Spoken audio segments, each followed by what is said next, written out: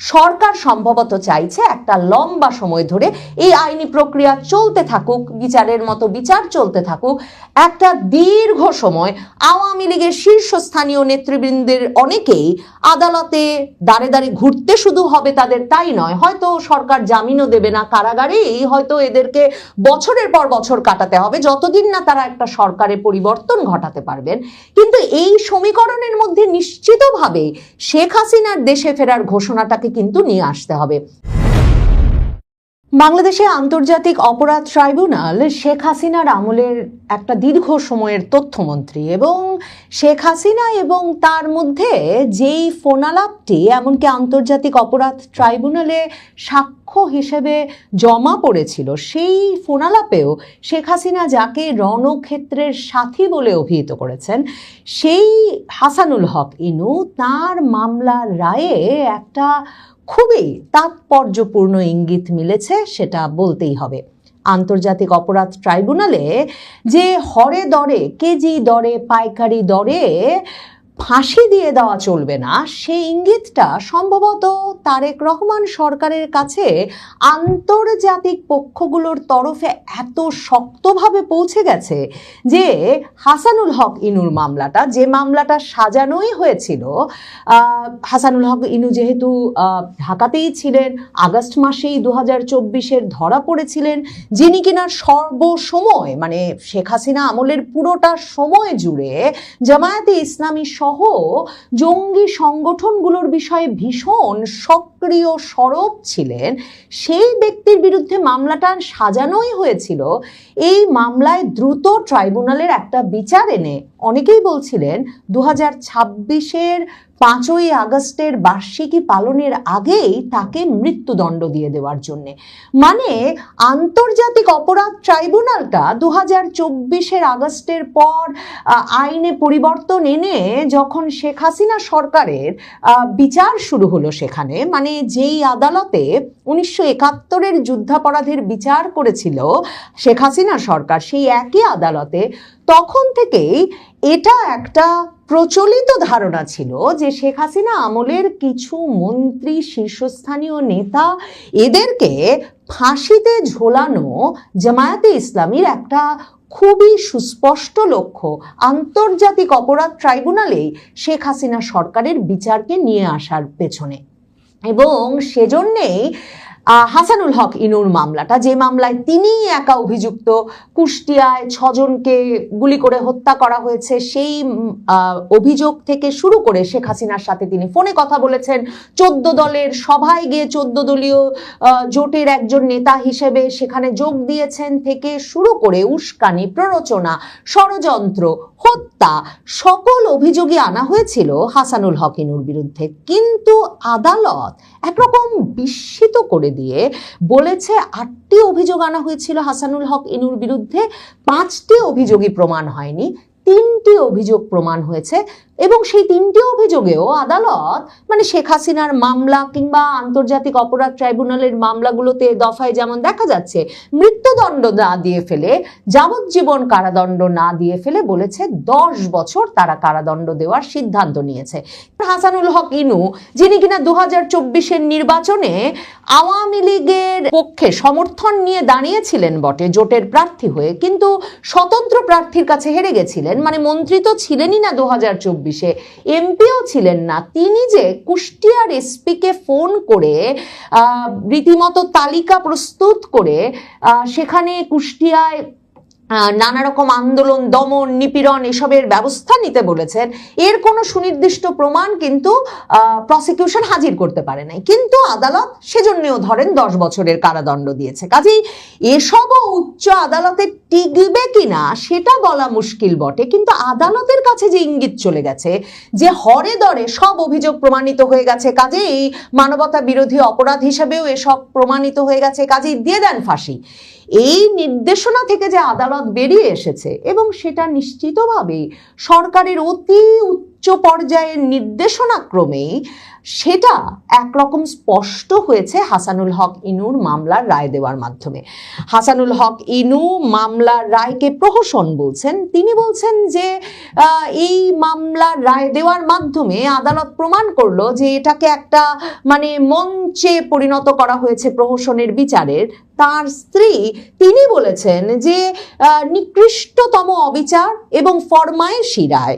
এবং হাসানুল হক ইনুর স্ত্রী সাবেক সংসদ সদস্য আফরোজা হক রিনা তিনি বলেছেন আমরা মনে করি এটা আইনের নিকৃষ্টতম অপব্যবহার, নিকৃষ্টতম অবিচার, রায়কে প্রত্যাখ্যান করি কারণ এটা ফরমায়েশি রায় এবং এটা হচ্ছে মুক্তিযুদ্ধ, অসাম্প্রদায়িকতা, মানবিক মূল্যবোধের বিরুদ্ধে যে মতবাদ সেই মতবাদের প্রতিফলন এই রায়ের মধ্য দিয়ে হয়েছে। এই মতবাদের বিরুদ্ধে 1971 সাল থেকে আমাদের যুদ্ধ।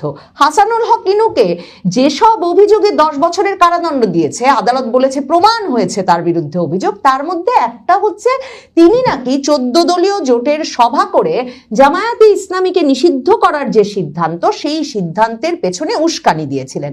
হাসানুল হক ইনু জামায়াতে ইসলামী সহ যুদ্ধাপরাধের সঙ্গে জড়িত ব্যক্তি এবং দলের রাজনীতি করবার অধিকার কেড়ে নেওয়ার বিষয়ে, তাদেরকে বিচারের মুখোমুখি করবার বিষয়ে সবসময় সোচ্চার ছিলেন এবং তার মাধ্যমে আদালত তার বলেছে যে জামায়াতে ইসলামীর রাজনীতি নিষিদ্ধ একটা আন্তর্জাতিক অপরাধ এবং মানবতা বিরোধী অপরাধ বটে। হাসানুল হক ইনু রায় শুনে হেসেছেন আদালতে, সেটাও সংবাদ মাধ্যমের শিরোনাম হয়েছে এবং এর আগেই তিনি বলে রেখেছিলেন আদালতে দাঁড়িয়েই যে আদালতে বিচারক প্রশাসন কে কি করছে সেটা নাকি তিনি জেলখানায় সংরক্ষিত লাল সবুজ খাতায় লিখে রাখছেন। সেটাও তখন একটা আলোড়ন তৈরি করেছিল। হাসানুল হক ইনু রায়ের পর আদালত থেকে বেরিয়ে যাওয়ার সময় সংবাদ মাধ্যমের উদ্দেশ্যে বা উপস্থিত জনতার উদ্দেশ্যে তীব্র ভাষায় পুলিশি বাধা উপেক্ষা করে এই রায়কে প্রহসনের রায় হিসেবে অভিহিত করে বলেছেন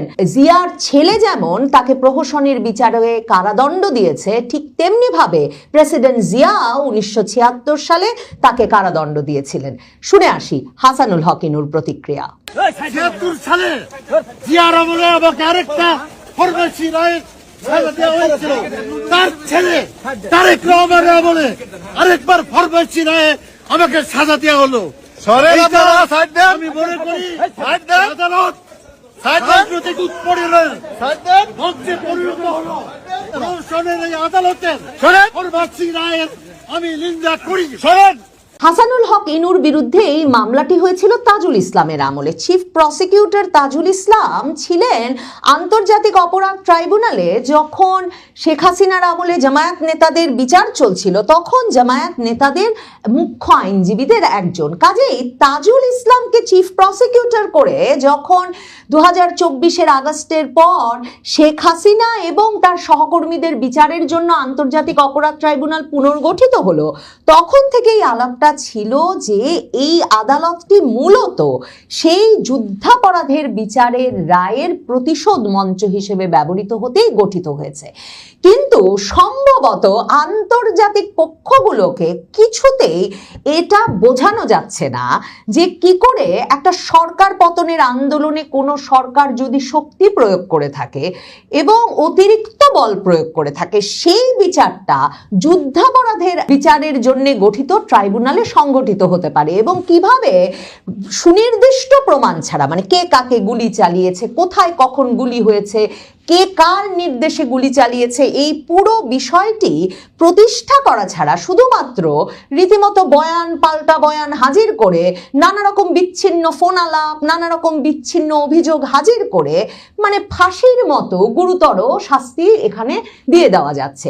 এ কারণেই সম্ভবত এ দফায় আদালত খুব সাবধানী ভূমিকা নিয়েছে। কিন্তু বিএনপি ক্ষমতায় এসে তাজুল ইসলামকে সরিয়ে দিয়ে তাদের দলীয় যে আইনজীবীকে চিফ প্রসিকিউটর নিয়োগ করেছেন, সেই চিফ প্রসিকিউটর মোহাম্মদ আমিনুল ইসলাম কিন্তু এই ইনুর সাজায় একেবারেই সন্তুষ্ট হতে পারেন নাই। তিনি বলেছেন যে জুলাই গণ অভ্যুত্থানের মানবতা বিরোধী অপরাধে শেখ হাসিনার মৃত্যুদণ্ড হলে একই ধরনের দায়ে হাসানুল হক ইনুর 10 বছরের সাজা হতে পারে না। তিনি বলেছেন আদালত সঠিকভাবে আইনের আইনের মর্মার্থ উপলব্ধি করতে পারেনি। ইনুর বিরুদ্ধে অভিযোগগুলো প্রমাণিত হয়েছে। গণ অভ্যুত্থানের অপরাধে শেখ হাসিনার যে দায়, ইনুরও একই দায়। শেখ হাসিনার মৃত্যুদণ্ড হলে ইনুর 10 বছরের সাজা আইনের সঙ্গে সামঞ্জস্যপূর্ণ নয়। প্রসিকিউশন সন্তুষ্ট নয়। প্রসিকিউশন মনে করে শাস্তি মৃত্যুদণ্ড হওয়া উচিত ছিল এবং তারা এই রায়ের বিরুদ্ধে আপিল করবেন। মানে আমার ধারণা সরকারের দিক থেকে যে নির্দেশনা বা সরকারের উপর যে নির্দেশনা, সেটা হচ্ছে এখনই তো আন্তর্জাতিক অপরাধ ট্রাইব্যুনালটি আসলে বন্ধ করে দেওয়া সম্ভব হচ্ছে না। কাজে বিচার কাজটি দীর্ঘ সময় ধরে চলুক, আপিল হোক। এক একটা অভিযোগ যে প্রমাণিত হয়নি, মানে সব একটা অভিযোগও তো আসলে গিয়ে হাইকোর্টে টেকানো সম্ভব হবে না। এই পুরো প্রক্রিয়াটা চলমান থাকবে বিএনপি সরকারের আমলে। কিন্তু এ ধরনের মামলায় মানে কে কাকে গুলি করেছে সুনির্দিষ্ট নাই, কিন্তু ঢালাও যেসব হত্যা মামলা দিয়ে দেওয়া হয়েছে, কিংবা রাজনৈতিক সহকর্মীরা পরস্পর ফোনে কথা বলেছেন, কিংবা ইনুর আইনজীবীরা যে কথা বিচারালয়ে তুলেছেন যে এটা তো কোনো শুধুমাত্র একটা নিরীহ অহিংস রাজপথের আন্দোলন ছিল না, এখানে রীতিমতো কারাগার ভেঙে জঙ্গিদের বের করে আনা হয়েছে, অস্ত্রাগার লুণ্ঠন হয়েছে, এখানে রীতিমতো পুলিশের গায়ে হাত পড়েছে, পুলিশকে পিটিয়ে মেরে ঝুলিয়ে রাখা হয়েছে এবং রাষ্ট্রীয় সম্পদে আগুন দেওয়া হয়েছে। এবং এসব ঘটনা যারা ঘটিয়েছেন তারা স্বীকার করে গণমাধ্যমে বক্তব্য দিয়েছেন যে এসব ঘটনা না ঘটানো হলে কিছুতেই সরকার পতন ঘটানো যেত না। কিংবা ইনুর বিরুদ্ধে যে অভিযোগ যে হাসানুল হক ইনু ভারতীয় সংবাদ মাধ্যমে সাক্ষাৎকার দিয়ে বলেছেন, শেখ হাসিনার সাথে ফোনালাপে বলেছেন যে এসব কাজ জামাত শিবিরের কাজ। জামায়াত শিবির নিজেই তো, এমনকি জামায়াতের শীর্ষস্থানীয় নেতা রীতিমতো আন্তর্জাতিক সংবাদ মাধ্যম বিবিসিতে সাক্ষাৎকার দিয়ে বলেছেন যে তারাই এই আন্দোলনটি সংগঠিত করেছেন। তাহলে হাসানুল হক ইনুর অপরাধটা কোথায় হয়েছে? এই আন্দোলনের পেছনে জামায়াতে ইসলামী আছে বলে সেসব প্রশ্ন উঠেছে। কাজে এসব অভিযোগ যে শেষ পর্যন্ত হাইকোর্টে গিয়েও টিকবে না, সেটা এই চিফ প্রসিকিউটর মোহাম্মদ আমিনুল ইসলামও জানেন। সরকার সম্ভবত চাইছে একটা লম্বা সময় ধরে এই আইনি প্রক্রিয়া চলতে থাকুক, বিচারের মতো বিচার চলতে থাকুক, একটা দীর্ঘ সময় আওয়ামী লীগের শীর্ষস্থানীয় নেতৃবৃন্দের অনেকেই আদালতে দাঁড়ে দাঁড়িয়ে ঘুরতে শুধু হবে তাদের, তাই নয়, হয়তো সরকার জামিনও দেবে না, কারাগারেই হয়তো এদেরকে বছরের পর বছর কাটাতে হবে যতদিন না তারা একটা সরকারের পরিবর্তন ঘটাতে পারবেন। কিন্তু এই সমীকরণের মধ্যে নিশ্চিতভাবে শেখ হাসিনার দেশে ফেরার ঘোষণাটাকে কিন্তু নিয়ে আসতে হবে। মনে রাখতে হবে মে মাসে শেখ হাসিনা ঘোষণা দিলেন শিগগিরই মাথা উঁচু করে দেশে ফিরবেন এবং তারপরই তারেক রহমানের অতি ঘনিষ্ঠ তার নিজের বসানো তথ্য উপদেষ্টা ডাক্তার জাহের, যিনি সরকারের বিভিন্ন অবস্থান সম্পর্কে নিয়মিত সংবাদ সম্মেলন করে বক্তৃতা করেন, তিনি সংবাদ মাধ্যমের সামনে এসে বললেন শেখ হাসিনা যদি দেশে ফেরেন তার জন্য আমরা ইনসাফ করব এবং শেখ হাসিনার আবার নিজেকে ডিফেন্ড করার কোনো সুযোগ পাওয়ার কথা না। কিন্তু ডাক্তার জাহেদ বললেন তার মামলার বিচার হয়ে গেছে, শেখ হাসিনার মামলার বিচার হয়ে গেছে, কিন্তু তিনি নিজেকে আবার ডিফেন্ড করবেন এবং তারপর যদি বিচারের রায়ে তার মৃত্যুদণ্ড বহাল থাকে মৃত্যুদণ্ড হবে আর তিনি খালাস পেলে তিনি খালাস পেয়ে যাবেন, এটাই নাকি ইনসাফ। এবং সর্বশেষ শেখ হাসিনা সংবাদ মাধ্যমের সঙ্গে সাক্ষাৎকারে এ ঘোষণাও দিয়ে দিয়েছেন যে তিনি এবছরের মধ্যেই দেশে ফিরবেন এবং এনডিটিভিকে সাক্ষাৎকার দিয়ে কথা বলবার পর সারা পৃথিবীর শীর্ষস্থানীয় আন্তর্জাতিক সংবাদ মাধ্যমগুলো চমৎকৃত হয়ে এবং চমকিত হয়ে খবর করছে যে বাংলাদেশের সাবেক প্রধানমন্ত্রী মৃত্যুদণ্ডের রায় মাথায় নিয়ে এবছরই দেশে ফেরার ঘোষণা দিয়েছেন। কিছু একটা ঘটছে এবং খুব দ্রুত ঘটছে, সম্ভবত আরো অনেক কিছুই খুব শিগগিরই ঘটে যাবে।